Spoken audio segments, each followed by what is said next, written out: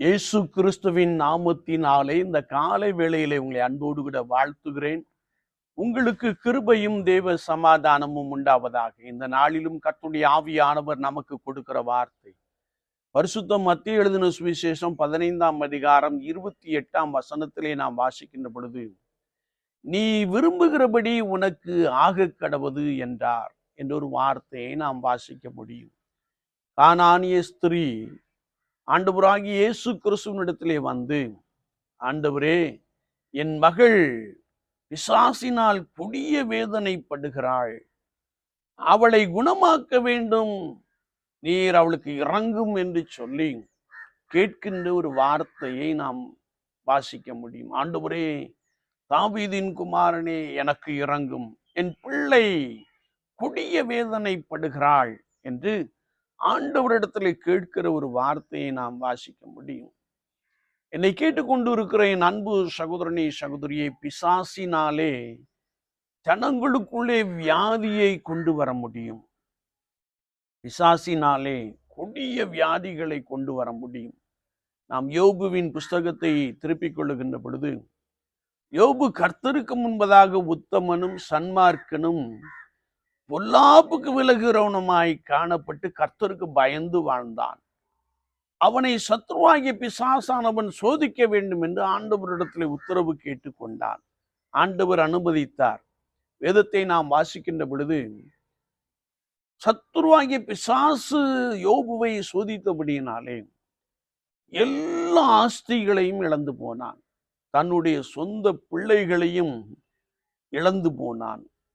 ஒருவேளை அவனுடைய சரீரத்திலே பருக்கள் என்னும் கொடிய வியாதி அவனை பிடித்து கொண்டது. ஓட்டை எடுத்து சுரண்டி கொண்டிருந்தான். வேதம் சொல்லுகிறது, அவனுடைய நண்பர்கள் அவனை பார்க்க வந்தபோது உருத்தெரியாமல் இருந்தான். பிசாசினாலே ஜனங்களுக்குள்ளே வியாதியை கொண்டு வர முடியும். ஒருவேளை பில்லி சூனியம் ஏவல் என்ற காரியத்தை வைத்து ஜனங்கள் ஒருவருக்கு விரோதமாய் ஒருவர் செயல்படுகின்ற காட்சியை நாம் பார்த்திருக்க முடியும். ஆனால் வேதம் சொல்லுகிறது, இஸ்ரவேலுக்கு விரோதமாய் மந்திரமும் இல்லை, ஒரு செயல்பாடும் இல்லை. சத்துருவின் கைகள் கர்த்தருடைய ஜனங்களை தொட முடியாது என்பதை நாம் வேதத்தின் அடிப்படையிலே தெளிவாய் அறிந்து கொள்ளுகிறோம். இந்த கானானிய ஸ்திரீ இயேசுவினிடத்திலே வந்து, என் மகள் பிசாசினால் கொடிய வேதனைப்படுகிறாள், நீர் வந்து அவளை சுகமாக்க வேண்டும் என்று வேண்டிக் கொண்ட காரியத்தை வேதம் நமக்கு தெளிவாய் கற்றுக் கொடுக்கிறது. ஆண்டவர் அவளை பார்த்து சொன்னார், ஸ்திரியே, உன் விசுவாசம் பெரிது, நீ விரும்புகிறபடி உனக்கு ஆக கடவது என்று சொன்ன மாத்திரத்திலே அந்த மகளுக்குள் கிடந்த அசுத்த ஆவி அவளை விட்டு புறப்பட்டு சென்றது. அவள் ஆரோக்கியமானாள் என்று வேதம் நமக்கு தெளிவாய் கற்றுக் கொடுக்கிறது. என்னை கேட்டுக்கொண்டு இருக்கிற என் அன்பு சகோதரி சகோதரியே, ஒருவேளை சத்துருவின் வல்லமையினாலே நீ கட்டப்பட்ட ஒரு நபராய் காணப்படலாம், அல்லது பிசாசுனுடைய வாழ்க்கையிலே போராடி கொண்டே இருக்கிற ஒரு நபராக காணப்படலாம், அல்லது பிசாசு உனக்குள்ளே வியாதியை கொண்டு வந்திருக்கலாம். ஆனால் கர்த்தருடைய வார்த்தை சொல்லுகிறது, நீ கர்த்தராகிய இயேசு கிறிஸ்துவை நோக்கி பார்க்கின்ற பொழுது, ஆண்டவரே, தாவீதின் குமாரனே, எனக்கு இறங்கும் என்று கேட்கின்ற பொழுது, ஆண்டவராகிய இயேசு கிறிஸ்து உன் மன விருப்பத்தை நிறைவேற்ற போதுமானவராக இருக்கிறார். உனக்கு ஒரு அற்புதம் செய்ய போதுமானவராக இருக்கிறார்.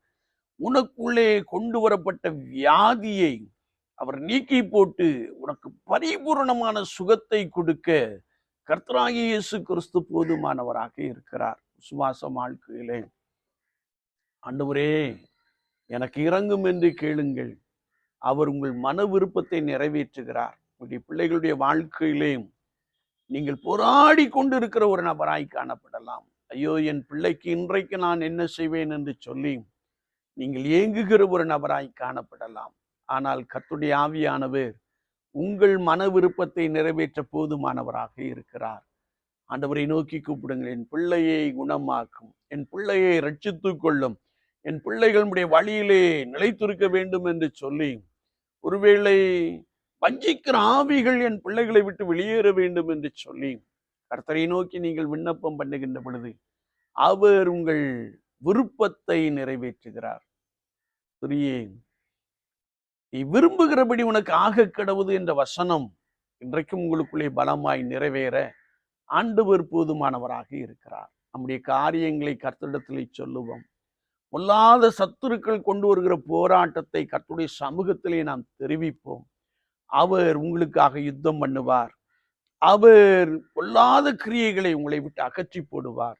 நீங்கள் சுகமாவீர்கள், நீங்கள் ஆரோக்கியம் அடைவீர்கள், நீங்கள் ஆசீர்வதிக்கப்படுவீர்கள். ஆண்டவர் தாம் இந்த வார்த்தைகளை கொண்டு இந்த காலை வேளையிலே உங்களை பலப்படுத்துவாராக, உங்களுக்குள்ளே அதிசயங்களை செய்வாராக.